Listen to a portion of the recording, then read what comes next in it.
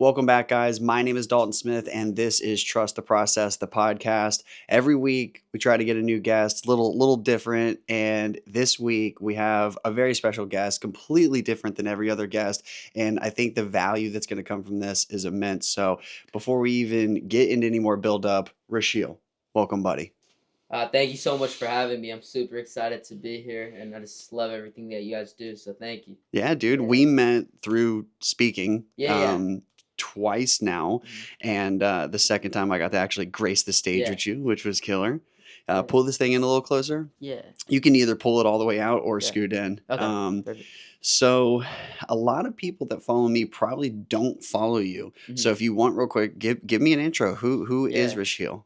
yeah. So I just graduated from high school, and I do a little bit of different things, whether it's like teaching kids about personal finances, doing research, writing, entrepreneurship, just a little bit of everything, trying to learn and try to find what I like so I can pursue it in the future. Yeah, dude, Yeah. getting after it, bro. Yeah. And you're young. You're 18, right? 18. Yeah. That's so crazy. Yeah. Yeah. And I talk about my past a lot, and I don't Mhm. want to like continue to re-bring it up every episode, but like when I was 18, I Yeah. was on felony drug probation. I had made a lot of bad decisions, and I just remember feeling like I was already defeated before I even began. Yeah. And obviously, I Mhm. overcame and jumped through the obstacles. But Yeah. I think it's incredible for people your age Yeah. to see the other side of the spectrum and have someone to look up to. Yeah. No, I remember hearing your story at the CCU event, and I was just like, damn, like I haven't lived yet. Like that was like it was really like seeing what you did and seeing how like you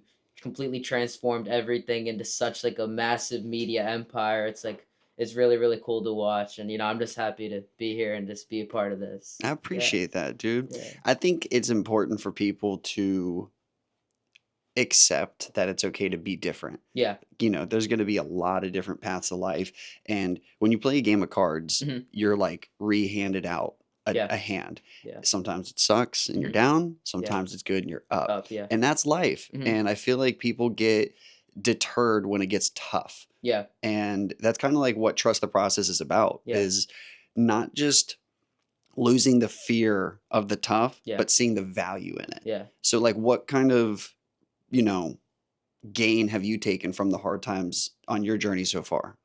Honestly, what I would just say is that there's no like straight linear process. There's going to be so many ups and downs. Like everyone's journey, everyone's route to whatever they want to be, it's different. It's not all going to be the same. Like my journey may be completely different than my friends, but it's how we come together, work together, learn from each other, grow from each other. I think that's how we both benefit from each other. And, at the end of the day, we'll all succeed, but that path to that success, it's not going to be the same for everyone. So I think that's something that just I've learned from falling down, getting back up, falling down, getting back up. Yeah. Yeah, and I like how you said it wasn't linear. Yeah. I always use this example talking about like the metaphorical fog. Hmm. So if I were to tell you Yeah. that, everything you ever wanted, your dreams, the job you want, Yeah. it's on the other side of this fog. Yeah. Most people won't go in there. Hmm. They want that guarantee, they want that safety net, Yeah. and I feel like that's where a lot of like human comfort comes Comes in. from, yeah. We want to know, Mhm.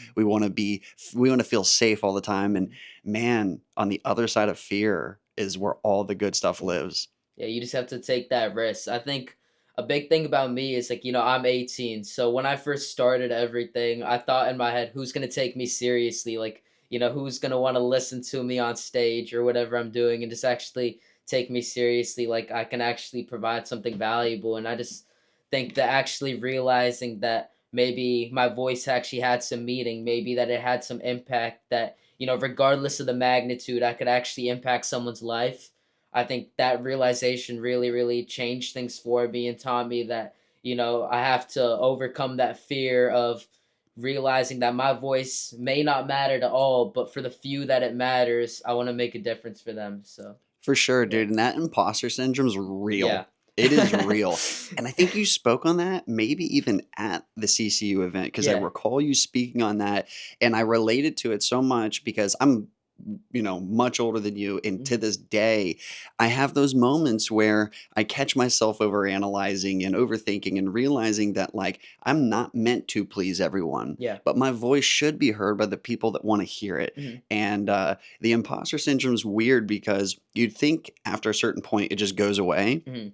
Sometimes, like, the public speaking, Yeah. right? So I've been publicly speaking on social media and on Mhm. my personal platforms for a Yeah. very long time. Yeah. But to get invited to a school to Mhm. speak to Yeah. children, Yeah. and just thinking about me giving them advice and wondering if it's good, I Mhm. started questioning it. Yeah. And I started thinking, like, oh, should I do this? And then I met a couple people that gave me just very deep feedback. They were like, Yeah. yo, you have to do this. Yeah. And I realized, like, yeah, sometimes it's hard to believe that you kind of have that in you, but it Yeah. starts with you. Yeah, no, I totally agree. I think when you're speaking to so many people and stuff, you have to understand that not everyone's gonna maybe take something away, but even if you impact one person, like two people, three people, four people in the audience, that is significant enough, and you just gave them something impactful, something that they could live by. And that's just how you have to look at it. You like with the way I think of it, like I'm not gonna be the smartest, the most athletic in every room. Like I'm definitely not like the smartest or most athletic in any room that I definitely going. But just being able to share what I've learned and share my experiences with others so that others don't make the same mistakes, I think that is a really, really big thing about life and something that everyone should try to do at some point. For sure. And I feel like that vulnerability is huge. Yeah. That's been a big thing for me. And it's funny because, like, people like credit for me like I did something exciting, Yeah. but it's actually a coping mechanism. Hmm. Me cracking my things open Yeah. publicly for whatever reason is my spot. That's Yeah. where I feel comfortable. And so I'll take, like, my worst moments and use them as like an exercise Yeah. and share it with people. And bare minimum, I'm learning with people, and maybe they can take value with that as well. Yeah. And I remember a few years ago, I used to do a tip of the day, Hmm. like every single day. Yeah. And it was kind of easy for a while, but then I started feeling like I was forcing it and I was running out of ideas. Yeah. And that's when I thought I should do a podcast. Hmm. But at one point before the podcast, I kind of got, like, almost, I would say, selfish because Hmm. it's like, oh, not enough people are watching Yeah. it. I didn't get enough likes. Yeah. And I remember one day I went to delete a live video, Hmm. probably 20 minutes, just threw some positive information out. And I'm like, that was stupid. Nobody's going to like Yeah. that. I get this DM from this woman that's like, yo, I'm so depressed. I Hmm. needed that so bad. You Yeah. you just made my day. Yeah.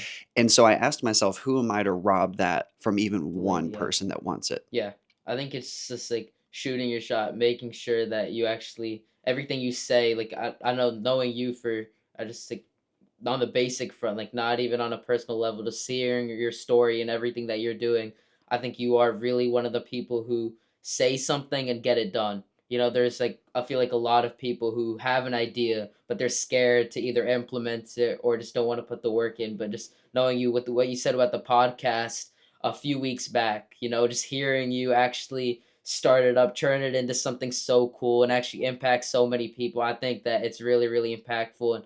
And you, I think, are like you're a man of your word. You want something and you go after it. And I think that's something that I definitely took away. And I'm sure that all your audience, viewers, listeners, I think they definitely are taking that away as well. I appreciate that, Yeah. dude. And know that even as a guy quite younger than me, I look up to you. You're a Thank you. huge inspiration. Yeah. And it's such a gift to be able to surround yourself by people Hmm. that are like minded. Yeah. And I didn't realize I liked it till I realized I was in the thick of it. I was Hmm. just gravitating towards these people that were just Yeah. doing stuff, Yeah. man, that wanted more. And I always call people like you a Jedi. I'd call you a Jedi. Yeah. Yeah. And the reason is I have a friend named Kadeem Cobham, Hmm. phenomenal photographer, Yeah. but a great human, very deep guy. And we'd sit on Yeah. my back porch and just talk. Yeah. And I just felt like no one goes there, Hmm. whether it's about life or business, just no one goes there. Yeah. And so I'd tell him, like, yo, you're my Jedi, bro. We have these deep Jedi Yeah. talks. So it's special. And I feel like it's a way of speeding up growth. Yeah. So I got to hang with Kelly Slater once, Oh, dang. and I Yeah. was Shit. through a friend. Hmm. I was in his apartment for like 5 hours Yeah. while my buddy worked on his foot. Yeah. We talked surfing, relationships, business, just a Hmm. bunch of stuff. Yeah. I felt like I walked out of that house with 20 years of experience in Yeah. 6 hours Yeah. because he's so rich Hmm. with knowledge and experience Yeah. and perspective. When I absorbed it, it was like just a hyper session of Yeah. learning. So that's why I tell people, man, Yeah. talk, listen, have those conversations because it's like condensed learning Yeah. sessions. Yeah, yeah, I would say for sure. What you just talked about, Kelly Slater. That's I think learning from other people is the way that we grow the most. But kind of on that note, I would say your close friends, right? Your close group. Try to learn as from much and everything that you can, right? But surround yourself with a close group of individuals who you could trust, you could rely on. Because I'll give you a story for one example and kind of how I got into everything. I was 14 and I was scrolling on TikTok and I saw someone start sports gambling. And I reached out to them on Instagram and I wanted to learn more and they helped me out in the beginning. They showed me this is what you do, this is what happens and stuff like that. And I thought it was the coolest thing on earth. They were helping me so much, but that instance it kind of created an addiction. Like for I talk about it a lot when I do public speaking, but this kind of how I got into everything and teaching students. For 3.5 years, I would bet on everything, football, basketball, ping pong, water polo, whatever I could bet on, I would find a way to bet on it. And I was going on Prize Picks, Underdog Fantasy, whatever all these apps are, signing up, and just it was really bad for a while, and then surrounding myself with other people who showed me that there's so many other ways that you can actually make money. There's so many different ways where you can actually make an impact on other people. I saw that there was so much more I could do, and maybe the short journey. What I thought about sports gambling was I had $100 in my bank account. I could turn that 100 and 100,000 off one 15 leg parlay. But just being surrounded by the right people, they showed that that $100 it'll take time to build up, and that just showed me a much broader life lesson that not everything comes quick. It's this the slowly build up journey, and the same thing applies with knowledge. Each piece of knowledge that you get from another individual, it adds up, and eventually you'll have the whole piece of the pie that you could actually use to create something and make a tangible impact in the lives of others. For Yeah, sure. And I feel like when people ask for advice, yeah, the best advice is not what they want. yeah. It's almost contradicting to what they want to hear Yeah. because people will constantly say it doesn't even have to be film related. It could just be general, just like, "Hey, how do I get started?" Mhm. And you could get as vague or specific as you want, and I always say one thing, just do. Mhm. The best things that happen to me because I'm there. Yeah. It's not because it was part of the plan. I was just there and I was prepared. Mhm. And I heard a quote recently. It said, "Success is when opportunity meets preparation." Mhm. So Yeah. you can be prepared all you want, but if you're not out there, it's not going to happen. Mhm. And if you're out there, but you're not prepared, you're not going to know what to do. And people don't tend to want to do either until it's right There in front of you. there. Yeah. And that's the fog. Mhm. They're like, well, yeah, I know that he went and did this, that, or the other, but he probably had that going for him, and Mhm. he probably had that. I mean, that's not really how it works. Mhm. Like, I would be lying if I said that there's some things haven't lined up for me that are like, whoa, Yeah. like that was crazy timing. What are the odds? What if that didn't? But that's why you get out there Mhm. for those lottery moments that Yeah. just fall in your lap. So for me, I think starting young is a really good thing Mhm. because you're generally fired up, Yeah. everything's new, and I feel like you're not burnt out yet. Yeah. And so when I started, no one could really tell me we weren't going to make it because I was so excited. I was kind of blissfully unaware of what it took. Mhm. And I'm glad because I did 5 years of grinding without even knowing what I was up against. And it kind of got me up and running Yeah. versus starting in my mid 20s and having a rent already, or a mortgage already. There's nothing wrong with starting a business late, Mhm. and there is no such thing as late, but life does get more complicated the older you get. Yeah, yeah, for sure. I think starting early, you really get a feel for who you are as a person, I guess. And like obviously as you grow older and stuff, you actually discover yourself and like who you are, what you're passionate about and stuff like that. But I think starting early really kind of gets you a little head start on all that. But when I say that, I know I myself, I don't know anything, I don't know everything yet that I want to be, I want to do in the future yet. I know some things that I'm passionate about, and as I get older, I'm gonna keep learning and trying new different things to see what I'm passionate about. But just right now, I think starting early, it's really shown me one or two things that, I really, really, really care about and I could see myself doing in the future. And I think that is something that's really impactful. And, when we were at that CCU event, we were talking to Emily and all those different people there. And I remember them saying that, they had no ideas at a point in time what they wanted to do, what they wanted to be. But, as they grew older and they tried so many different things, they really discovered that. So that kind of gets me to a new point. Just try as many new things as you want, whether it's learning science, doing journalism, production, entrepreneurship. Just get out there, explore. Maybe it doesn't go well, but that's how you learn. You learn what you actually care about. You learn what you're passionate about. And eventually you'll find that one thing, that one thing that you could see yourself doing for a career, that one thing that you could see yourself spending 50, 60 hours a week working towards. And, that's all you need, that one thing.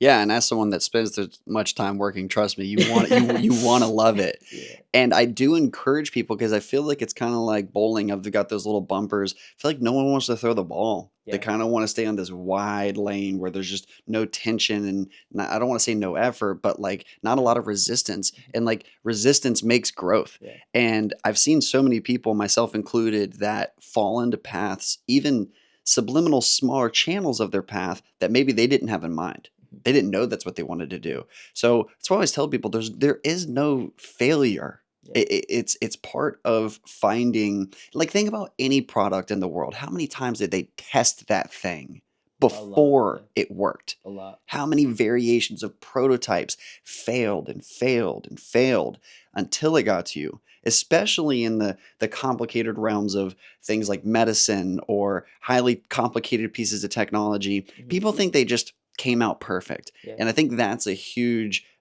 perspective problem is Mhm. people think that it should just work. And if it doesn't, they're stupid Yeah. or they're not good enough. And that is not true. If anything, getting through the turbulence, and I don't use my story like I'm special. I use my story because I'm the opposite of special. I did what you probably shouldn't do over and over and over. But through that, it like navigated me. I was Yeah. like, okay, not this way, okay, that way. And it took me through the forest. So I just hope people realize that I'm not just saying words when I say you, anyone can do it. It's just that lack of fear to just fully send it. Yeah. I think there is this problem where life doesn't want you to have a toe on the cliff, if Mhm. that makes Yeah. sense. It wants you to jump when it comes to, your passions. Yeah. And Steve Harvey, have you heard of him? Yeah. So saw this clip years ago. He's Mhm. talking about this all the time. He ends his shows and usually says like a little motivation thing to the Oh, crowd. yeah. One night the cameras were rolling and they Mhm. shared it. And what he said is he's like, look, man, if you want something in this life, you need to jump. And he Mhm. used this metaphor where you're on the cliff and you need to jump. What a lot of people will do is they'll jump, but they'll tie a rope to the cliff, Yeah. or they'll drop a ladder, or they'll keep one foot up there. Metaphorically, they've got a plan B, a plan. So that's Yeah. not jumping. Yeah. That ain't jumping. Yeah. And that stuck with me because I realized when I was young, dude, I jumped and didn't even realize I didn't have a chute yet. Yeah. And that was why I think I got here before I was like technically prepared Yeah. because I was just so all in. Mhm. Shoot, I guess no one else even questioned me as much as I didn't question it. Yeah. I just went. Yeah. And yeah, man, it's very cool to see young people doing what I did much, much, much later. Mhm. Like I didn't make these big strives and realize these things till I was 23, Yeah. 24. So for you to be 18 and carry yourself the way you do and make the change you do, absolutely incredible, dude. Yeah. It's inspiring. Yeah, but with you too, I think your story is so incredible because you were just talking about making that jump, right? When it's something like YouTube, film, production, right? At first, you may not see those results. You may not see the immediate growth, the immediate catapult to the success that you thought, but you've been committed, you've stayed for so long, and you've been working so hard. You now have those connections, you still have all the work and stuff that you guys have been putting in, and you could see the results now. It's like like I like look at it as an example when people look at a bunch of CEOs of really big companies, right? They weren't like the founders of these companies, right? They weren't always like Apple CEO, right? Oh, who created it? Well, when he created it, right? It wasn't always like the big success that everyone has an iPhone at first, right? When he first started, he was probably living very, very, very modestly, probably in debt to try to actually turn this product into a true reality. And now that he put in the work, it's become such a massive empire. So people oftentimes see that success. They see that, oh, this person's making this much money, they're doing all of this, but they don't see the step one where, oh, they were living, sleeping on their couch in step one, just working day in, day out to actually achieve that reality. And they just want to find that way to, and I myself am guilty of this sometimes too. I just want that quick path to success sometimes. And For I want to sure. go straight to step three before realizing I got to climb step one, step two, and eventually get to Yeah, step three. and you gotta go in faith sometimes. Yeah. You just really gotta send it. Yeah. And yeah, that's a great example, man, because a lot of what I did, I was not ready for, Hmm. but I made myself ready Yeah. by simply doing it. Yeah. And for me, it's been a huge eye opener that we are the only thing in our way, Yeah. truly. Hmm. And it's been really cool because through this, I've met people and Hmm. worked with people and trained people. And it's Yeah. incredible how once you get these skill sets rolling Hmm. and you surround yourself with like minded people that are doing it, Yeah. dude, it just freaking puts a shot in the butt and Yeah. just like hyper speeds it. Yeah. I was telling the boys the other day, they're got a 19-year-old that works for me. His Hmm. name's Trevor. And I've got a 23-year-old JD that's been working for me. And it's like insane to me how fast they learn Hmm. having a mentor Yeah. compared to me not having a mentor. And Yeah. I don't want to high five, but it's just so cool to see what happens when you're surrounded by people. Hmm. I had other people, but I was like the only guy doing what I was doing. Hmm. And so it took a very long time. There wasn't Yeah. people there to nudge me and help me learn. Dude, some of these kids, bro, they've been here for 6 months Yeah. and they learned what I did in 2, 3 years. So it's really cool. It's definitely reinvigorated my excitement in my Hmm. business and in entrepreneurship. Yeah. We're in like a scaling phase right now, Hmm. and we've been doing it for years. And my big takeaway is starting a business is so much different than growing a business. Hmm. It has been nothing bad, but it's very different. It's not the same as like, oh, I'm just going to start a business again. Totally different. The way we make money, how we spend money, how we manage it. Yeah. And even recently, thank you for your positive comments because we are investing in some stuff that I know is going to take some time, but I know Yeah. if I hold the course, it's going to pay off. So Yeah. thanks for the motivation, Yeah. bud. No, I think what you're saying, I think entrepreneurship is honestly the encapsulates so much. Like, it's you're taking a risk when you start a business. You're meeting so many different people when you actually are trying to grow something. You learn so much about research, what it takes to be successful. And I think entrepreneurship honestly shows you so much. And I think there was a statistic that Q from mentioned on CCU. She said that I don't know the exact number, but it was a lot. Like I think 80% of businesses don't succeed after a certain amount of Yeah, time. it's within the first 2 or 3 years. Yeah, that's crazy. It's like 80% don't succeed after 2 to 3 years. Like just being in that 20%, it's you're not gonna be there your first time, your second time, maybe it may take 3, 4 times, but once you get there, it's still not done. You have to Yeah. keep working to make sure you actually stand there. And I'm sure you can attest to that for sure. Yeah, and shout out Q. I love her energy because she's got that hustle energy. And when Yeah, I met her first time, I was like, "Yo, you're a hustler, yeah. and you sell some amazing seafood on the side." Because I love that about people when they could just like, dude, she could sell anything to anyone, and I Hmm. could just feel that. Yeah. And yeah, man, like even her journey, she started in her kitchen. Hmm. I feel like a lot of people wait till it's there, and you might miss the ship. Yeah. You really got to get moving. And yeah, that's my encouragement to people is to do what you're doing and Yeah. just jump in immediately. So on that note, what are you doing? What are you up to right now? What's the goal? Yeah, no, honestly, I just graduated high school, so I think like Congratulations, May. dude. Thank you. Huge Yeah. thing there. Yeah, so May 21st I graduated. So now this summer, I've just been really all my friends and stuff. We're gonna all go different places and stuff like that. So I've been just really, really trying to spend time with them. Every other summer in the past, I've been grinding, just doing something. But this summer, and I think that's another important lesson too, just spending time and realizing that,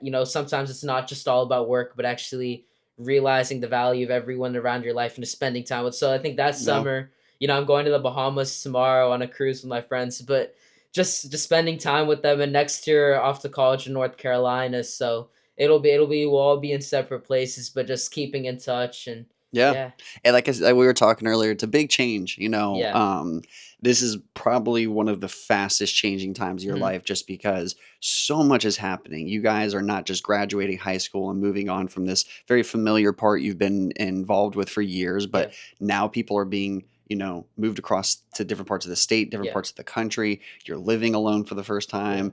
You're meeting all these people. But again, that's growth. That's what hmm, we just talked about. That's discomfort. That's yeah, new people, new challenges, and it does nothing but great things. yeah, And I know you're gonna crush it, dude. yeah, And yeah, it's really cool. I like that you touched on the balance. hmm, I speak about that all the time, hmm, and I think maybe I can't remember if it was CCU or not, but I remember someone asked me in the crowd. They were like, "Yeah, you have said multiple times how your work family balance is very important to you. How do you do it?" It's so hard. hmm, It's so hard. I have an amazing wife, and we definitely have our moments of trying to figure it out. hmm, But it's not terrible. But having a kid, hmm. having a wife, having a home, having a business is the first time I've had all four. Yeah, Holy congrats. shit. Congrats. Yeah, yeah. But with reward comes risk. Hmm, I am the richest man alive not talking about my money. hmm, I literally look at my baby, my wife, my lifestyle, and I'm like, "Pff, like what else more could I want?" yeah, And I love that because it keeps me humble. But then I obviously want to keep grinding, man, make this thing as big as I can. But how do I do that and keep my family at the heart of what I do? hmm, And it came with a lot of realizations that I needed to make changes. I need to be smarter. I need to cut some fat out of my day. And there's days where I'm like, Maddie, I love you, but I got to go on this trip. Like this weekend, I got to go to New York. Like, I yeah, love you. I got to go for a couple days. hmm, But then there's other days where I'm like, no, I'm not working today. I'm hmm, going to be with my wife. I'm hmm, going to be with my kid. And I think that is so important. hmm, And that balance, you will burn out on either end. If you do nothing all day and you're just lazy and you just don't have any drive, you're going to burn out in just life. But if you do nothing but grind all day, you're just going to burn out and just feel yeah, like life's not any fun anymore. And so I'm glad you said that. That's a great realization yeah. at a young age. You can do both and you need to do But both. yeah, for sure. Yeah, actually, yesterday it's kind of a funny story, but not I've had the realization for a while. But I was at Starbucks yesterday, and all throughout high school, I think starting in like 8th grade, going all the way to 11th, I would go to Starbucks every single day and work for so many hours, and just like whether it's schoolwork, extracurricular activities, stuff like that. But what when I realized, like, I would walk in and the baristas would know my name. They would already know who I am. I was like, shit, maybe it's a bad thing, if I'm here so frequently, always working, that the baristas know my name when I could be doing so many other things right now, with my friends, with my family. I don't always have to be working 24/7, and just realizing that was a big realization. And I was actually on TikTok the other day too, and there was a video that came up. How much would you pay to go back and see all the memories with your friends? And honestly, I don't think that there is a monetary value that could be just put on that. I'm still super No. young, so I don't have all the memories and stuff that and experiences that I want to have in my life. But honestly, right now, I think it's invaluable. I would definitely go back and whatever it takes just to go back and cherish those memories and create new memories with my friends. I don't think that there is, it's a, in economics, it's called the opportunity cost, right? Oh, yeah. You pick one, you Oh, yeah. can't have the other. There's a cost with it. And honestly, I think the opportunity cost of spending that extra time with your family and friends, there's a threshold where it just certainly outweighs everything that you could get with it in terms of the physical resources. Dude, and it's a hard decision. Yeah. I've just started saying no. I've been a Yeah. yes man forever. I just started saying no. And the coolest thing's happening right now. If bigger, better opportunities or more pay or just more whatever it is you're searching for, Mhm. it's usually on the other side of no. Mhm. And people like me don't say no because Mhm. of fear. Mhm. Fear of, well, what if this doesn't work out? What if we need that money? And I said yes for so long. Mhm. I was kind of blissfully unaware of what kind of a world I may have been preventing myself from. Mhm. And my baby, Mhm. non-negotiable life Yeah. changes. You know what I mean? Mhm. I, on Tuesdays, have her.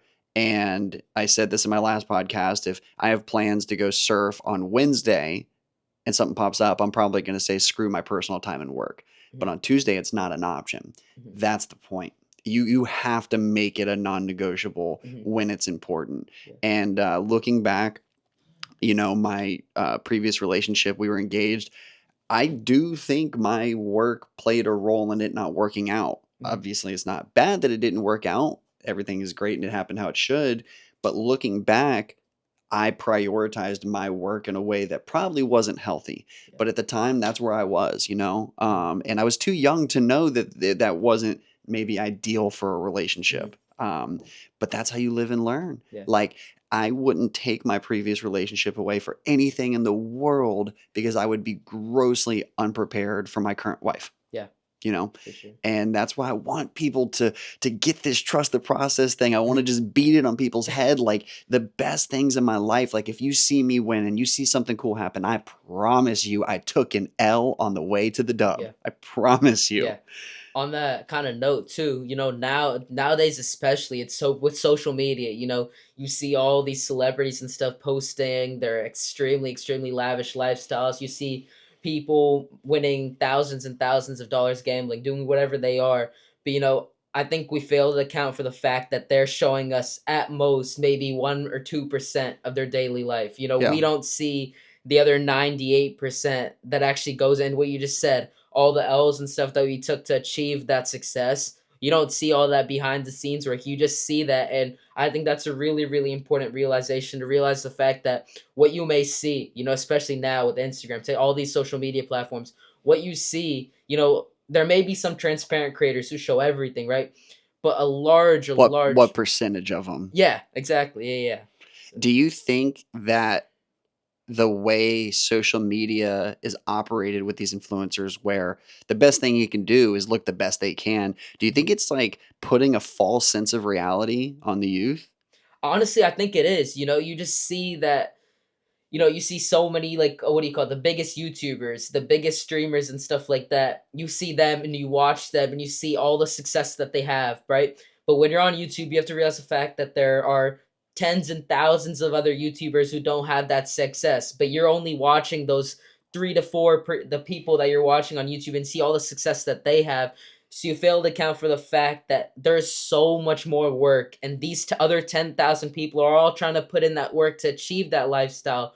But it's not easy. There's so much competition. You just have to find a way to embrace it and actually go forward with it. And I think, yeah, I think there was an app called Be Real Yeah, where, yeah, yeah, yeah. yeah, I think the way it worked is you would get a random notification during the day and you would take a picture wherever you are, and it would take a picture of your front screen and your back screen. And then I think for a little bit of time, I think the app slowly has died down. But I think what it was really trying to do was change what social media was talking about. Show that, show the true transparent side, that maybe not everyone at all times is going out and hanging out with their friends. Maybe at 1 p.m., they're actually sitting on their computer and doing work, to show all sides of it. And I think the app really showed it. But when you have your mainstream platforms like YouTube, Instagram, I don't think they do a very good job in actually representing that. No, they do the opposite, and Yeah. and that's probably why things like Be Real get smushed Hmm. because it's not, as popular in a sense of it's not popping, you Yeah. know? It's like, what are the odds? And then people started kind of manipulating the system and intentionally, being in an epic spot for Be Real, and it kinda defeated the purpose, Yeah. you know what I mean? And I think that's a huge thing. And you said earlier about the businesses, like how, maybe like I think 20% survive. Hmm. When you're in that 20%, you don't think about that. Yeah. You just think about like, oh, well, I'm not good enough. I need to be doing this. We forget to say, damn, like I made it. Yeah. Like I'm in that 20%. And, people, I mean, still a pretty young guy, and people will ask me, Mhm. how long I've been doing this, and I don't know what they're expecting to hear. But when I say like 10 to 12 years, they're like, really? Just because like anyone who knows what it takes to run a business for 10 to 12 years and have that be your source of your livelihood for that long, it's a nod. It's like, damn, like that's, and I didn't even realize that just Yeah. because tunnel vision, you Yeah. know? And that's why my big ploy is there's so much information out there on how to do business oriented growth. I like to tell people this is how you can do it, even if this went wrong, even Mhm. if that went wrong, just because like that was my thing, dude. Everything I did went the wrong direction Yeah. for the most part, and I felt like the black sheep in most of my industries. I felt like just constantly, dude. Like, and I don't want to make it like, oh, no one supported me, because I do have an unbelievable support system, but that came from pushing through so much resistance Mhm. from lack of support. Yeah. And I would say the opposite of support. I was pushed away from some stuff, Mhm. and man, it's like the tortoise versus the hare, dude. Mhm. It's the marathon, not Yeah. the sprint. Yeah. And looking back, I can't tell you how many people I saw that I thought like were popping. Oh, maybe we should do that. Now they're not even around. They're gone. The Yeah. business has ended. Mhm. And yet here we are, a decade later. Yeah. So I think what you said too about the business, that kind of got me thinking about another note. I think the way we as like humans work is we constantly want the next thing. You achieve this and it feels great for 5 minutes, 10 minutes, maybe a day. But after that day expires, it starts up again. It's like a cycle. You constant, and I'm sure you could probably relate and have an experience about it too. But you get this one big success and it feels good for a little bit, but then you just want to keep working and keep going, and you keep thinking the next thing. Like what you talked about the business, that really got me thinking. Like the top 20%, right? They're the only ones who can last more than 2 to 3 years, right?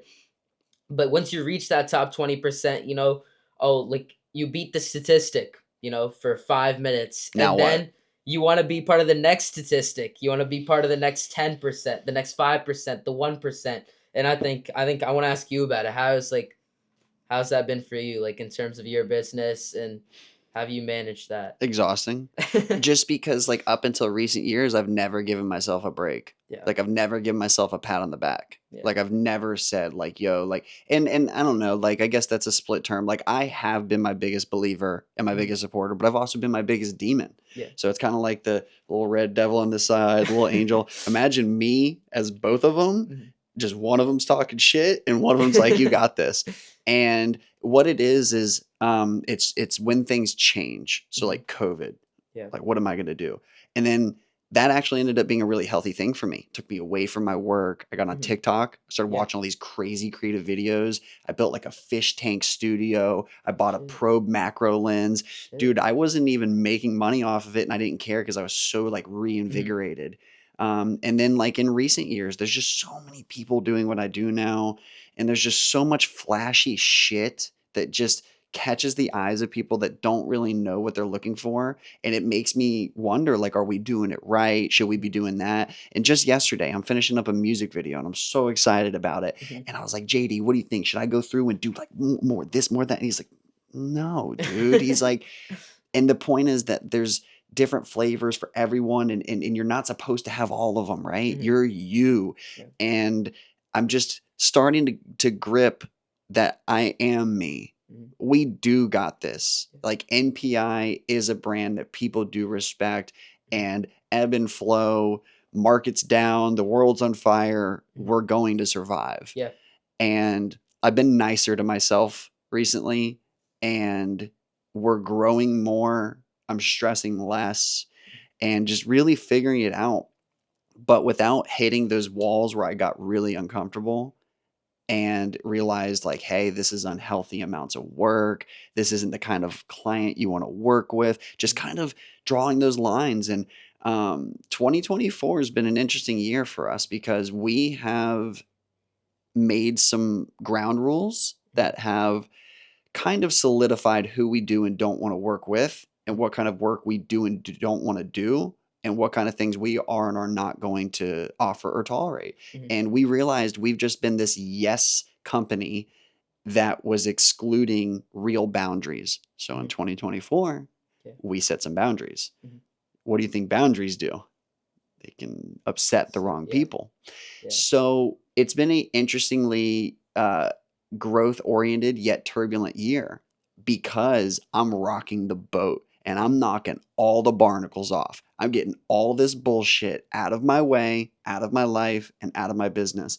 And I didn't like it, dude. It made me really uncomfortable. It made Mhm. me question if I was like doing things right. And then I spoke to some really good people in some really good places. Yeah. And my lead at ESPN Mhm. looked me in the face and said, Dalton, what you're telling me right now is growth. Mhm. Stay the course, stay to your guns, and grow your business. Yeah. Do what you're doing. And that's someone paying me, telling me to go run it up. Yeah. And that meant a lot to me. Mhm. Not because it's ESPN, but the person who told me that in particular, Yeah. someone I really respect. Yeah. And so, yeah, man, this has been our biggest financial year ever. Damn. Yeah. Yeah. Um, Even if we stopped working right now, Mhm. we'd still be on track to have our biggest year, Jeez. Yeah. Yeah. which is Congrats. great. Congrats. Yeah, that's insane. And we're also spending more money than ever hiring, which is a Mhm. scary thing. Yeah. But Part of the journey. dude, I'm diving in and just trusting the process more than ever. And yesterday, we launched a brand new series, and it's a city highlight series, and it's our own tourism Wow. series. Yeah. And it's the brainchild of some series I've done myself, some series that I've been hired to host for other people. And a lot of these things have died. And I'm like, I'm going to do it myself and Mhm. do it better. So we made a pitch deck, which we've Mhm. never done, Yeah. and we made a goal and a funnel and just everything. Mhm. And yesterday we hit up our first businesses, and Hey. we only need 20 per city. I think Mhm. we've already got 11 just from Jeez. one day of One day. asking. And Rising Tide in Cape Canaveral Mhm. got an email from Amelia that works for us, Mhm. and they don't know each other. Mhm. And she just sent an email, "Hey, I work for NPI. We're working on a new project. Here's our pitch deck. We'd love to have you involved." Yeah. But didn't really come at them as an angle of like, Dalton told me to hit you up. Yeah. They responded, and this email I want to frame. It made my day. It Mhm. said, "Hey Amelia, a pitch deck question mark question mark. You had me at hello. We are team Dalton and MPI all day any day." Mhm. Dude, Yeah. to have That's so that incredible. feedback from my community, Mhm. um I wanted to actually ask you, and I'm sure like every viewer is curious, what's next for MPI? I know you just talked about the city thing, but like any what's next? I'm excited. Yeah, so what's next for NPI? We are really going to do our own thing. Yeah. So I'm launching a new series on tourism that I'm Mhm. really excited. I love to host, Mhm. and I love to tell stories, and I love to adventure. So this is going to be really fun for Yeah. me. It screams Dalton's passion. And then I have another project that I'll tell you about off camera Mhm. that's going to be focused on wildlife and animals in Oh wow. Florida Yeah. in a conservative effort Mhm. while also super entertaining. Yeah. And I plan on not chasing money, but chasing Mhm. passion with that project. Wow.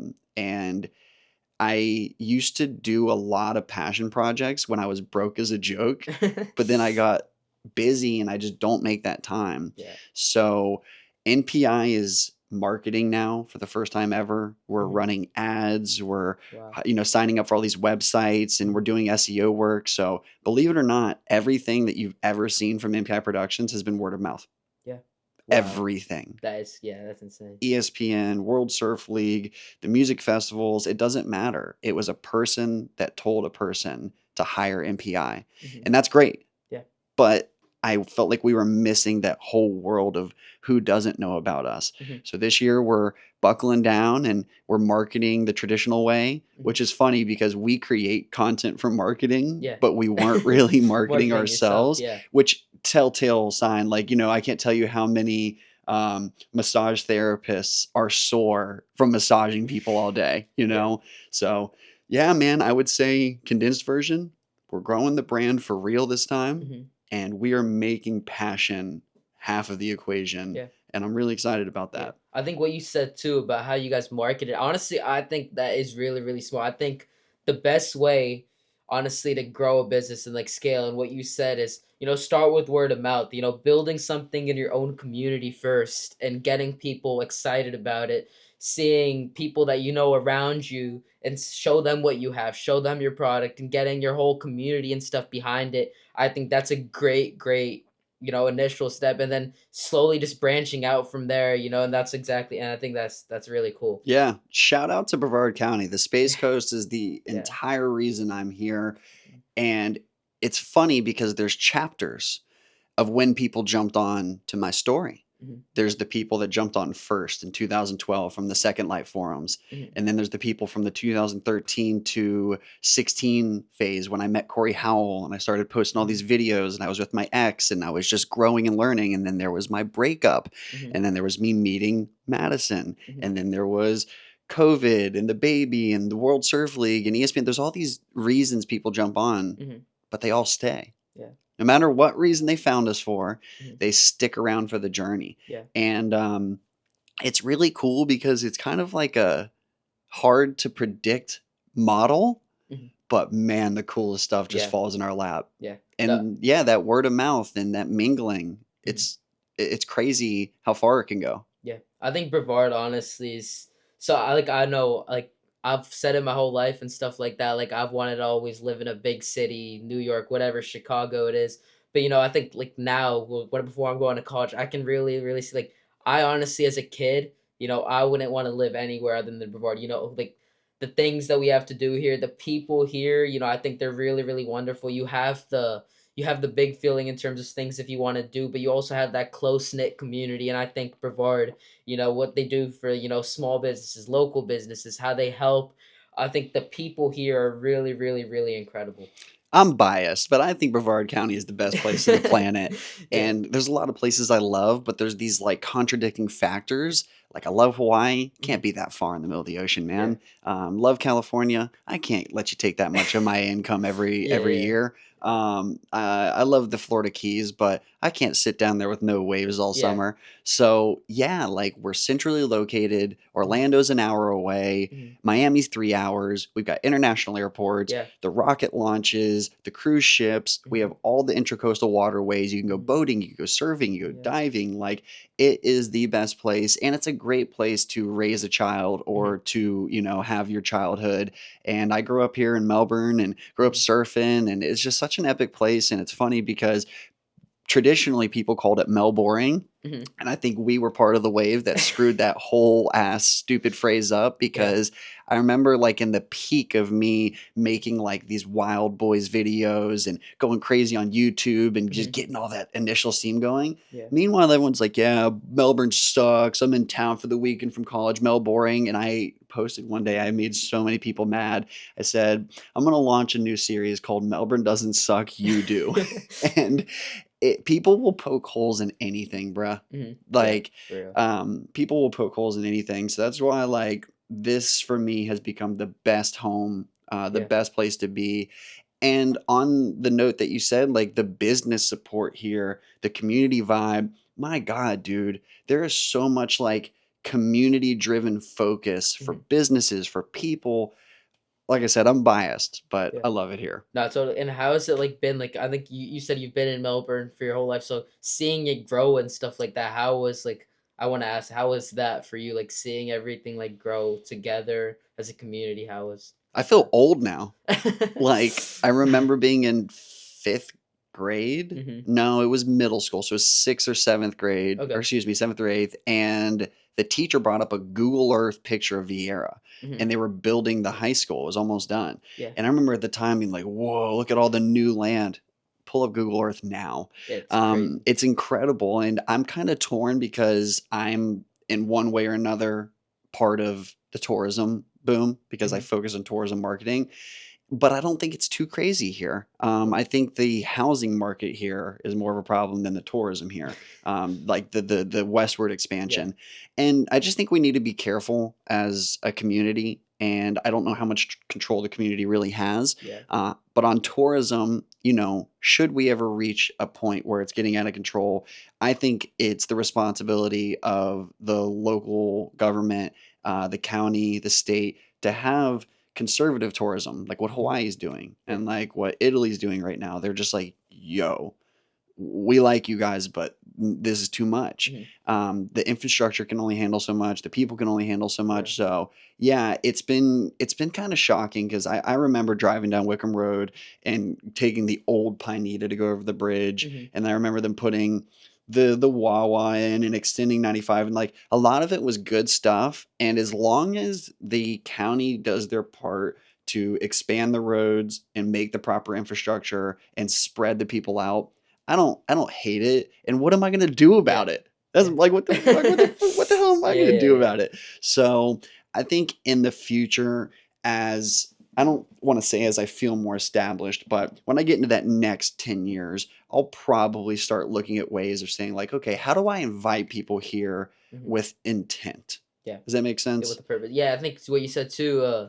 Like Brevard growing, there's so many different engineering companies and stuff here now. We have Lockheed Martin, Harris, GE, Did all you these know different. at one point the engineering hub Mhm. just at L3 Harris Yeah, had more employees than the county? that is. Yeah, that's what I'm saying. It's crazy. Like there's so many different engineers and stuff coming. So I think that is another big factor why Brevard is going. Like just recently I went to my sister's graduation. She just graduated in St. Louis, but one of her friends, her parents from a whole different place, they're actually moving to Melbourne, and I was like, of all places, What? I'm. It was like it was crazy, but I know.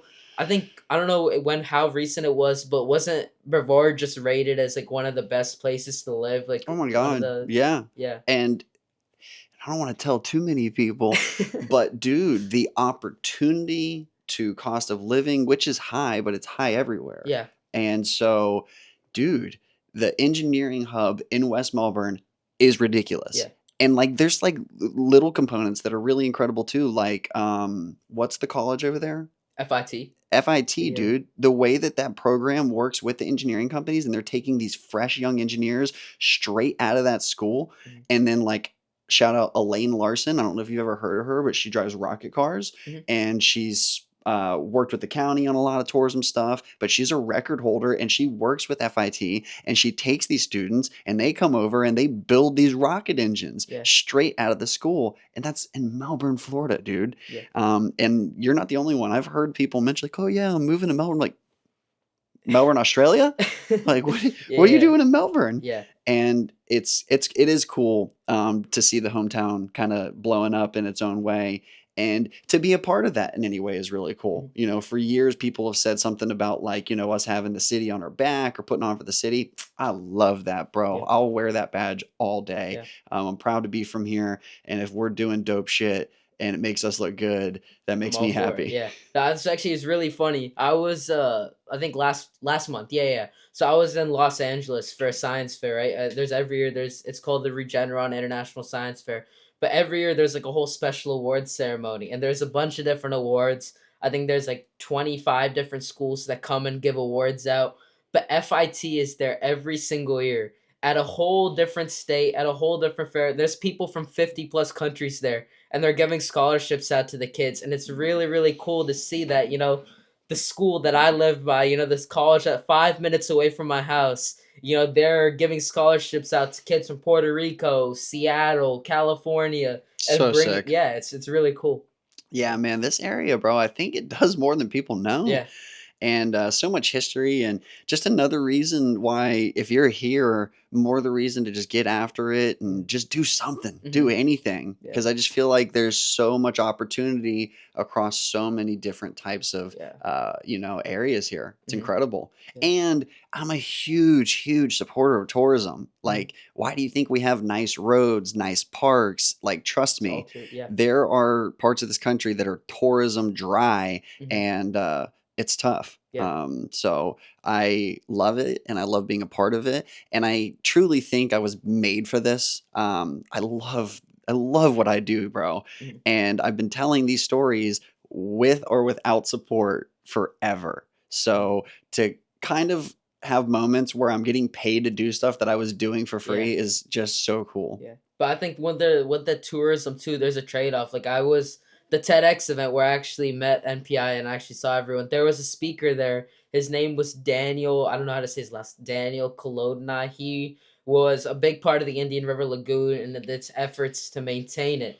And Yes, he was saying with all this tourism, all this commercialization that's going on, our lagoon is getting adversely impacted. And this tourism is important. It's a big part of why we're continuing to grow, why we're continuing to scale. But at that same time, preserving our fundamental landmarks, something that has been Brevard's identity and something for so long. It's really, really important. And I think there's a trade-off where you're talking about conservative tourism. I think there's a level that tourism should continue to happen, continue to grow and stuff like that. But at the same time, there need to be efforts put into place to maintain that Brevard remains Brevard. for sure. Yeah. And I think residents have to get involved as much as you can in whatever way you can. Shout out to Stell Bailey from Fight for Zero. She was episode number 2 on the Mhm. podcast, and Yeah. she is at the forefront of talking about transparency with our water and Mhm. some of the things that are going on with the water here in Brevard County. Yeah. And, tourism 100% plays a role. Mhm. We got boats out there, we got people out there. But unfortunately, a lot of our lagoon falls in the hands of our local government and stuff. And Mhm. I think people undervalue the bottom line that, like, you can't just roll up to the front steps of the state house and just start swinging on people. Like, you got to have a Yeah. plan. Mhm. And so for me, I love this platform. I Mhm. love having these conversations, Yeah. and I love enabling the people that are doing those types of things and learning about it. So, here in Brevard County, pesticides are still a problem. Mhm. They've put rules in place, but it's still happening. There's actually commercial pesticides happening, like on Lake Washington and stuff, and all of our water comes from Lake Washington. And then you've got the really interesting situation with PFAS, which are forever Yeah. chemicals seeping into the water at Mhm. Patrick Air Force Base. Yeah. And then you've got the leaky septic tanks. We've got Mhm. very, very old septic, Yeah. and a lot of them are seeping into the ground. And then you've got the cherry and whipped cream on top, which is all the tourism and Mhm. all the people moving here. And I think it's so important to have these conversations because, like, I talk about stuff like this. I make videos of the red tide with the dead fish. I don't try to focus on just the positive. That's not my goal. If Mhm. if some bad shit's going down, we're gonna film it. So like when the hurricanes hit, like I'm a storyteller, not a positioner. You know Mhm. what I mean? Yeah. And that's why I think it's important that we do talk about it. Like, hey, it's beautiful, come here, but recognize our lagoon is dying. Mhm. Our lagoon has completely gotten to places that are just kind of scary and sad to see. Yeah. But then there's positives. Mhm. There's the Restore the Lagoon initiative. Yeah. There's all of the, I think it's oysters Mhm. that they've Yeah. done, The oyster and beds. Yeah. they're breeding. Yeah. They're actually just recently found that it's working. Mhm. So if we keep our shit together, people, and we just have to respect the lagoon and just get involved Yeah. in Yeah. any way, shape, or form. And what's crazy is like, is talking going to fix everything? No. But talk to people. You would be astounded how many people have no idea. Mhm. They just have no idea. And so find podcasts, even if they're not mine. Find information and share it and tell people and have these conversations. Mhm. Conversations create awareness. Awareness hopefully creates action, and then we can make change. And Yeah. even right now, compared to like 2018 when we had these gross algae blooms, these horrible algae blooms, Mhm. there is way more effort now. There Yeah. is way more people talking about it Yeah. now. And I think what you made a really, really good point about how you can't just go to the state and just start punching people, and I think this platform, what you're really doing here, and journalism as a whole, I think it really, really is one of, if not the biggest ways to make change, bring awareness about something, because ultimately at the end of the day, how do you actually relay this information out to millions and millions of people through initiatives like this? And I think this is the way that we're actually be able to make that change. I don't think we're going to directly be able to go to the Indian River Lagoon and start doing all these changes and stuff like that. We just simply may not have the manpower to do it. But when you do something like this, right, and just at the start, and you start rallying up support, you start getting enough attention towards the idea, eventually you'll get the individuals in the government and stuff like that working with you, working with all these people to actually make that change. And unfortunately, you have to be kind and you have to Yeah. have tactics that make sense with Yeah. people that you might not like. Mhm. And I've said this before, good battles have been lost with Yeah. inappropriate tactics. Mhm. I've seen it a lot recently. You've got a rally. that Mhm. maybe has a great cause, the valid cause, Yeah. and then some group of bozos roll in Mhm. and cause some shit, Yeah. and then it messes the whole effort Mhm. up. So, yeah, be strategic, do things the right way. Mhm. And a lot of people have, things to say about Stell Bailey's efforts, good or bad, but such is life when you're making moves, right? But what I remind people is like, what are you doing? Mhm. Unless you're standing next to her Mhm. at the city hall, up in Tallahassee, up in Washington, Mhm. you ain't doing shit. Yeah. So if you think she's wrong, if you want to argue her, Go get do it. get your Yeah. facts up, bruh. Do Yeah. what she Do did, it. and Yeah. and she encouraged it too in the episode. Because I said this, I was like, if you don't like her, then defeat her with facts, Yeah. and that's how you make actual Mhm. change. um, Real quick, dude, I want to talk about you a little Yeah. more, on some money notes. Yeah. I'm so intrigued by your, just focus on like, financial literacy, and, Mhm. and not just having it for yourself, but teaching other people. Yeah. My mother worked for the IRS, Mhm. and I was born into a household where financial literacy was present. Mhm. Literacy was present, and that was huge for me. And I didn't know how huge it was until kind of later in life. Mhm. So where did your initial focus and just overall, like, I want to know about this. How can I make this work for me? Where did this Yeah. come from? Yeah, honestly, I don't want to tie it back to what we just talked about, but kind of it started like that. Living in Brevard County, right? We're home to so many different engineering companies and STEM focused education. Like in classrooms, we learn about calculus, chemistry, biology, all these different classes. But at that same time, those same kids who are in like calculus 3, calculus 2, they have such a firm understanding of how to take integrals, but at the same time, they don't know how to manage their money. They don't know how to write a check, the difference between credit and debit. And just seeing that was something that was really, really astounding to me. And I thought that there's in Florida at the time, before just recently, there was no act mandating financial literacy, meaning that in other states, there is an actual act, a piece of legislation written that every high school student has to graduate with at least one financial literacy course to get their diploma. And before in Florida, until just recently, there was no such legislation.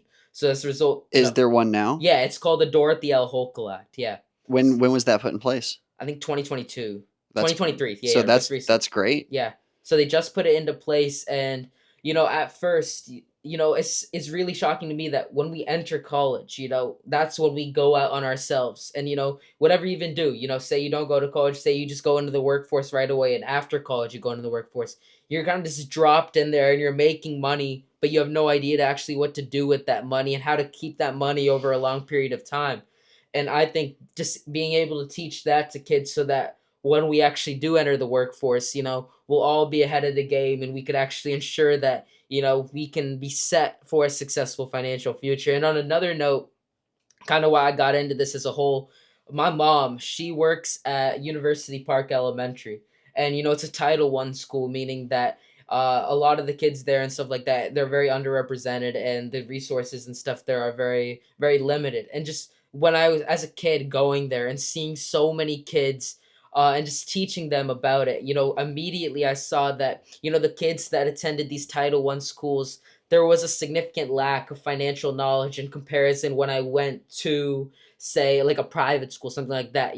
They had already pre-existing knowledge of their personal finances. And what I realized is that if I could go into these Title I schools and actually teach these children about personal finances, in a way, not immediately, but I could eventually help bridge that wealth disparity. That Yeah. wealth disparity is consistently and constantly growing, and it's something that's generational. The kids that already have that head start, at the end of the day, because they have that head start, it's going to prove to be really, really valuable. So just being able to play a role, teach financial literacy to kids in these Title I schools, it could do so much. Yeah, so you're just trying to hopefully close that gap Yeah, for as many kids as possible. That's yeah. so rad, dude. And I don't want anyone to downplay how valuable that is. I Mhm, mean, dude, you could plant the seed with one mhm. kid Yeah, and change his whole life. yeah. And that's why, going back to what I said about my Facebook Lives, like when I go to these schools, Mhm, man, even if one kid takes See. that. Mhm. That is the point, right? Yeah. That's the whole point of us Yeah. doing this. So, what would you say to anybody that's like, "Wow, I'm young. I want to become more financially literate. Like, what do I do? Where do they go?" Honestly, where do you go? I would say the way I did it is there's so many resources that exist online, right? There's so many different books, so many different podcasts, online different activities.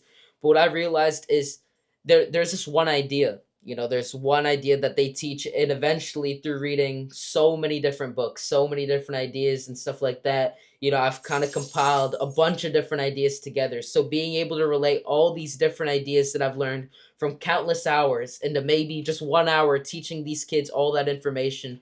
I think that's something really impactful. And where do these kids go? That was the question. So Yeah, like if they're not here, but they really like you and they just like how this sounds, what should they do? yeah, honestly, just reach out to me. Instagram, Rushil Shah 217. Reach out to me on there. Email. My email is Rushil217 at gmail.com. Anything. I would be happy to answer questions. Whenever someone asks me a question, I'll definitely be able to hop on a call, just go and help them in whatever way I can. Let's go. All Yeah. right. I'm going to put it right here on screen. You guys got questions, give them a shout. And I think that's really cool that you opened the door for that. And maybe one day are you looking to doing like some online content or something like that? Yeah, so me and my friend, his name's Jonah, we actually started kind of like a YouTube channel. It's not big yet. We started it a while back, but we've been interviewing people from different professions. We did a astronaut, Alyssa Carson. So you mentioned that Yeah, in your CCU yeah. speech. We did At Alyssa Starbucks, Carson. you interviewed her, I think. Yeah, it was at Starbucks. We did Alyssa Carson. We did a few other people. We did a person who works at Raymond James, different financial So planners like Raymond Nelson Muhammad. James is my financial advising Yeah, business. That's where, yeah, that's where I have all my, not all, but a good amount of money. yeah. And I love that you're on these things, man. It's so effing cool that you're tapped into this stuff. Yeah, and Um, I just quickly want to touch on that too. We interviewed someone named Nelson Cover, right? He is a financial planner in Melbourne, Florida. And my friend Jonah, when we interviewed him, the second we hopped off that interview, he carried through with that connection, and now he's almost like Jonah's mentor. no He way. he found someone who that he knows that, and Jonah now he wants to do financial planning. So it's something that's so cool. Just a simple 15-minute conversation, and one of my best friends, he knows what he wants to do. He's really really passionate about it, and that's something that's so fascinating. What we were just talking about creating some online content. I think online content is honestly something that if you have a business, if you have an idea that you want to share with some people, say you may not have a million subscribers, but create that content because even if one person watches it, you share it with one people, or you're talking to that one person, that's all you need. Yeah. You're going to be making an impact in someone else's life. Yeah. I would say don't overanalyze numbers online. Yeah, Just do it. for Just sure. start pumping stuff. And again, it's so funny when when you're on a boat, your hands are always kind of moving. You're just constantly driving. That's kind of like what life is like. But sometimes we tend to kind of go too far. So early on, oh my God, dude, I didn't care what I posted. I'd post once a week, 20 times a week. And recently, I was speaking to one of my buddies, Adam J, and I was just venting some frustration with long form, short form, this page. Like, how do I break this stuff down? And Mhm, he's like, bro, stop thinking so much. mhm, Post everything. He's like, you're being too literal. Screw the black bar at the top and bottom because you took a widescreen video and didn't stretch it out. People don't care. Who cares if you posted that video 2 months ago? Post it again. mhm. And he just made me realize I was overly analyzing. He's like, bro, just create. Yeah. Just create and share. And I love that you said how one conversation, 15 minutes, planted this seed that potentially changed your buddy's life Yeah. forever. Yeah. His career choice may be altered. Mhm, And that is a powerful thing because we never know what we want to do. mhm. And ESPN, I love that opportunity, but I am not in charge there. Yeah. Here in Florida, NPI Productions, anywhere we go, I'm in charge. I'm the director. Well, Mhm, when I roll out there, I'm one of about 100, mhm. and I am a single camera operator. That's it. And I've never thought I would hate something like that, but I definitely wouldn't say that I'm accustomed to being part of someone else's team. Mhm. very new for me. Yeah. I was nervous. I didn't know if I'd be accepted. I didn't know if they were going to vibe me and be like, who the hell are these surfer bros getting our jobs? Total opposite, man. We Mhm. were embraced. Yeah. These guys are so much older than us. Like the youngest guy there that we work with, as far as like camera operation, is probably 40. Mhm. So it's just really cool to get out of my element and be like, whoa, Yeah. I like this. Mhm. I didn't know I like this. Because, dude, if you asked me 2 years ago, I'd say, hell no, I ain't working for somebody else. Because Yeah. yes, it's a great relationship and we are a vendor, so I don't work for them, Mhm. but I ain't in charge. Mhm. And so it's been a really great learning thing for me. It's helped me learn how to manage my team better. And Mhm. I actually pulled the director aside many times. I'm like, bro, fantastic show. You did a great job directing, but I learned a lot from you on this Mhm. show. And I tell them that and I say respectfully, you're here, I'm here, but just know that I'm used to operating how you are on a little scale, and you have taught me so much about being a leader, and lots of value there. But the point is that I never thought I'd like that, and the next thing you know, holy crap, I love this. Yeah. I I, think I think that's what you said. That's a really really good point because even say like you run NPI, right? You're at the top of the command in that sense, but you're still learning from so many other people, and I think that's a really really important idea that even on term of roles, like in terms of I guess roles, you may be at the top. The top CEOs, whatever, they may be at the top of that company, but they are still learning from every single person. Whether they're above them in terms of role, whether they're on the side below them. Everyone is still learning, and every single idea, every single thing matters. you So can't be that's afraid to keep learning, and you can never tell yourself that you've learned it all. yeah. And networking is so critical. And I've networked forever, but I also have been kind of standoffish with people in my industry just because, like, I've had people step on my toes, have Mhm. people do kind of like the not right thing. But when I look at the statistics, I mean, you're talking like 1 out of 100, maybe. Yeah. So I realized because of that 1 out of 100, maybe I wasn't mingling enough, and maybe I was preventing myself from learning more. So my buddy David Moorfield, I've talked about this relentlessly because it's just so inspiring to me. He's made a creative hub. He's got a filmmaker meetup. He does them all over the country, and he creates these little group chats after each one. Hmm. And then the people all message each other looking for work, sharing work. Hey, I need a filmer. Hey, I need help with this. And dude, it's like a chat GPT Google crack hub for learning and connecting with Yeah. people in the industry. And it's just so damn powerful. Hmm. So in recent years, I've really opened up to not being so standoffish. And I wouldn't say like I was like standoffish in a really bad way, but I definitely had my eyes on everybody. Hmm. Just because I didn't necessarily get respected by everyone. And I've just, that little bit of fear, man, it sucks. It keeps you sharp and you Yeah. need a little bit. You just don't want it to become like intoxicating Yeah. I because it'll think mess with your head. Yeah, for sure. I think I just actually recently, kind of on that similar note, I did a graduation speech, right? And my idea, what I talked about was recognizing the role that everyone plays, recognizing that everyone is a superhero in some way. And kind of what I talked about is that, obviously you have your parents, your friends, they're all superheroes in your life and they impacted so much. But, there's some conversations that you may not even recognize to be as impactful, but those are the most impactful. Like, I use in the speech, I use my barber as my example. On the surface, barber's role seems kind of limited just to giving you that haircut. But I think just being there for so long and going to the same barber, I think he's been one of the most impactful people in my life. Whether it's all the different ideas that he's taught me, introduced me to so many different people who are getting cut ahead of me, powerful people in the community. Just like I think recognizing the role that everyone plays, no matter their title, no matter their role, no matter the significance of their conversation, how often you meet them, just recognizing the value that every single conversation plays. I think that is another really important lesson.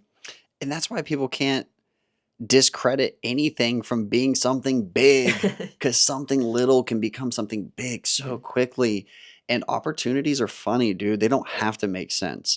Mhm. Trevor, who now works here, has a cool story here. And it's funny. I love cool stories, but you can't make them happen. They just got to Yeah. happen, right? Yeah. Well, I'm out at Frigates on US 1 eating dinner, Mhm. and I see this like tall Grom, like kind of like looking over, and he walks over. He's not our server. He comes up to me and my wife. He's like, hey guys, like, are you the Lagoon guy? And at the time, I'm running Surf the Lagoon, this wave pool program I did inside of Disney. And I'm like, yeah, what's up, man? He's like, oh, dude, I want to come so bad. I'm like, I'm saving some money up. I'm like, hit us up, bro. We'll give you a discount. We'll get you out there for sure. And he walks away, and my wife's like, don't you have a slot for tomorrow morning you need to fill? I'm like, yeah. She's like, give it to him now. Because I usually sell them last minute for dirt cheap. So I Yeah. told the server, I was like, hey, can you tell that kid to come back over here? So he comes over. I'm like, what are you doing tomorrow morning? And he was like, so nervous, dude. He's like, Mhm.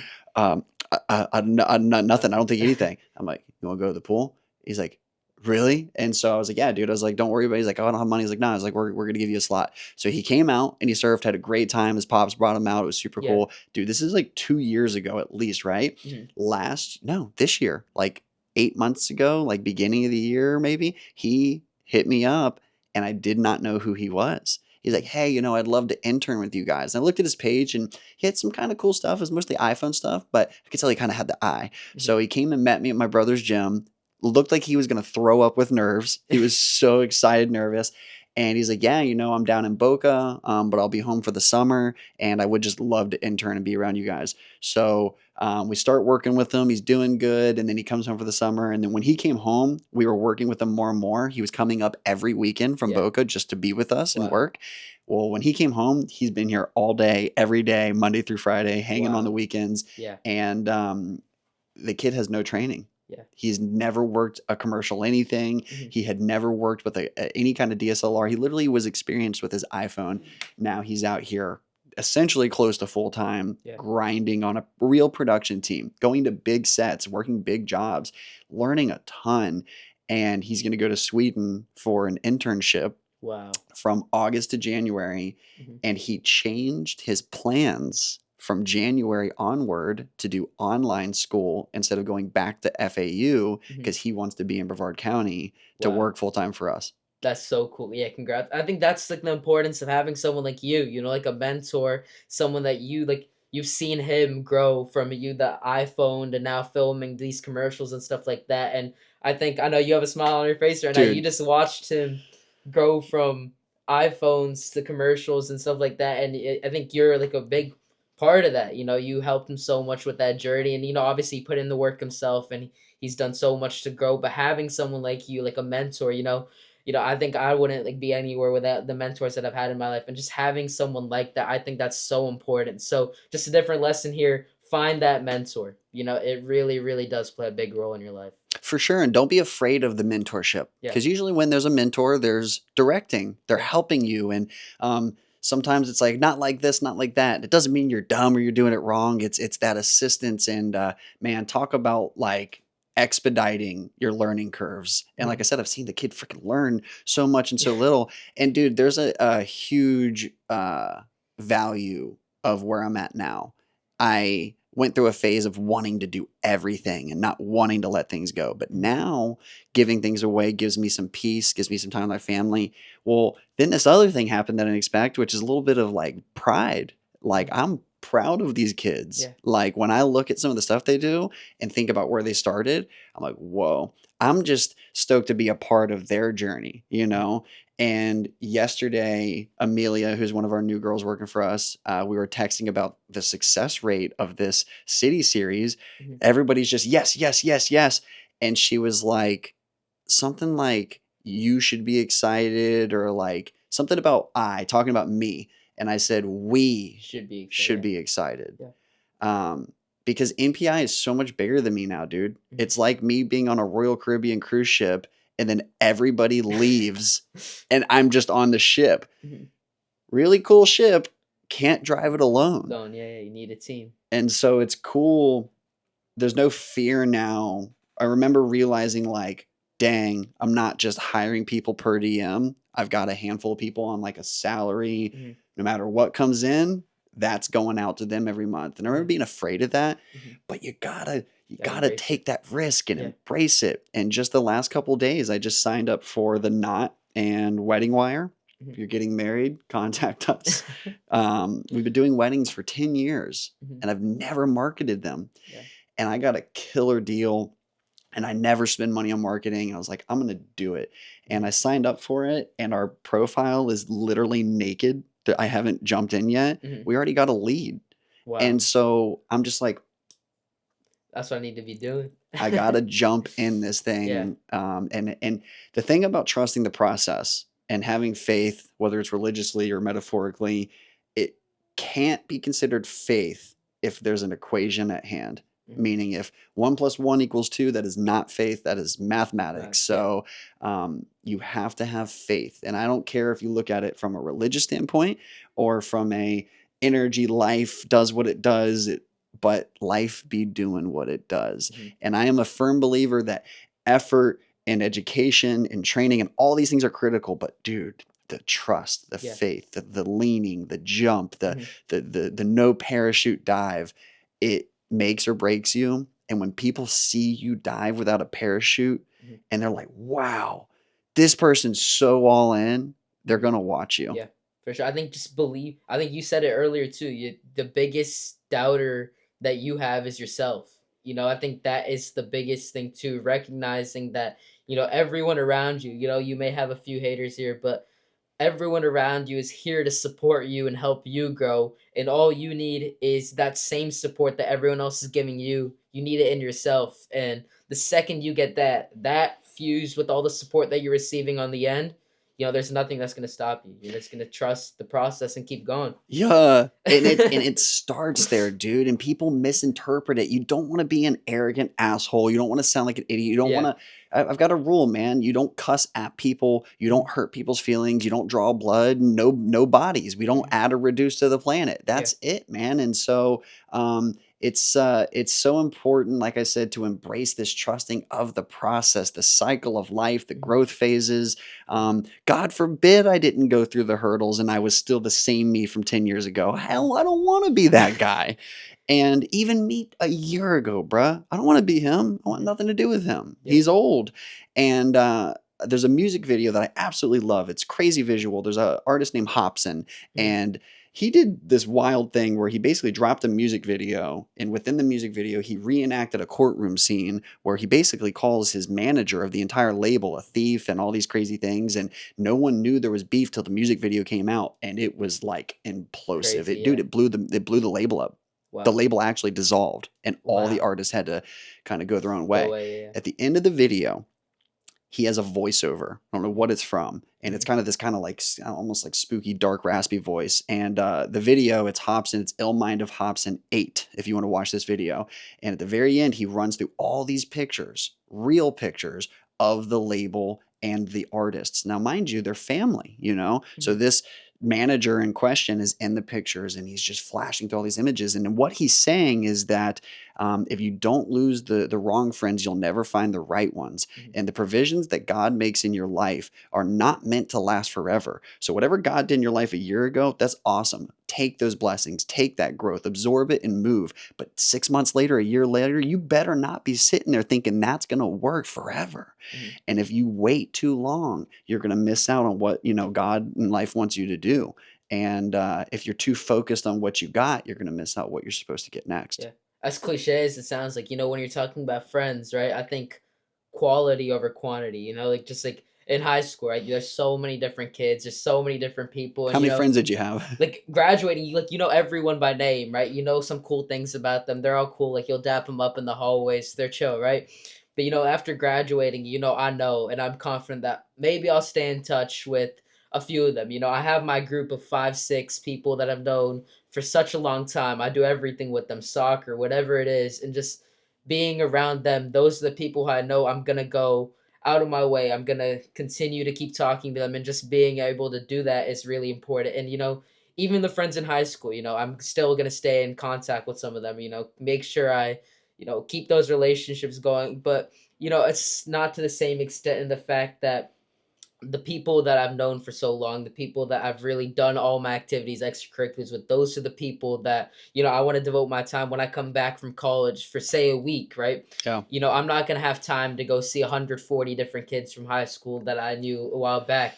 I want to spend time with those same 5 to 6 people for that week and continuously. So, I think quality over quantity for sure. And dude, it's hard. Yeah. It, being a dad and a business owner, and then I need to maybe have less ideas because I'm like, oh, let's make a podcast, let's start an animal series. But I always say, um, I have to sack up to the life I signed up for. So Mhm. I can't be like, hey, sweetie, can't spend time with you tonight because I came up with too many ideas this week.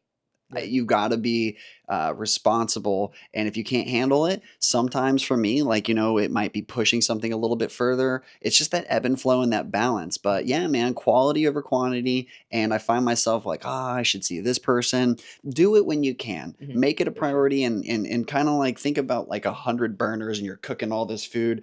When something starts burning, go check on it. Go see Yeah. those people. But man, you can't be perfect and life is complicated. And I always encourage people to start young, Mhm.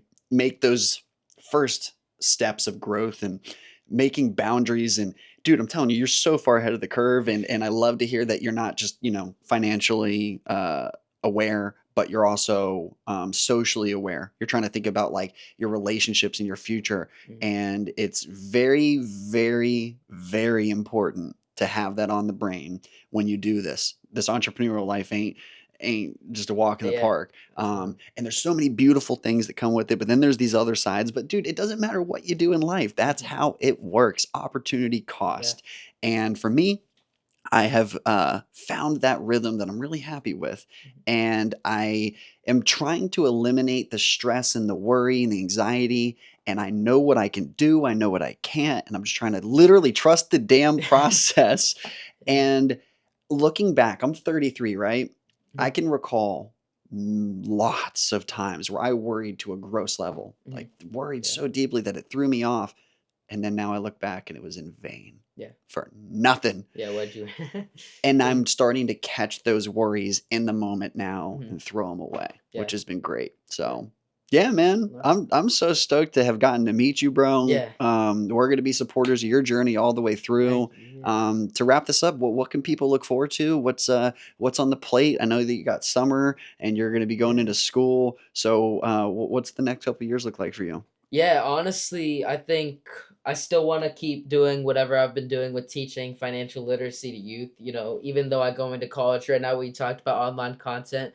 I think right now we're focusing on that because we're all going to be in different locations, but still finding a way to shoot some videos, record something, and putting that out. I think that's right now the way that we're going to go about it. So that is still definitely on my forefront, being able to teach financial literacy to youth. But after college, I'm not sure exactly yet what I kind of want to study and what I want to get into. But You doing there's 4 years? yeah, yeah. So it's 4 years, but right now I have a few things, whether it's finance, entrepreneurship, or journalism. I think something revolving around those three, being able to tap into those. Something that I found really interesting was social entrepreneurship, meaning you have a company, you're starting a business, but at the same time you're really, really giving back to your community and giving back to the people who have really shaped your lives in the area that you've been in. And I think that is something that I could find something really, really intriguing forward. But yeah, no, it's definitely been an honor to be here on this podcast. And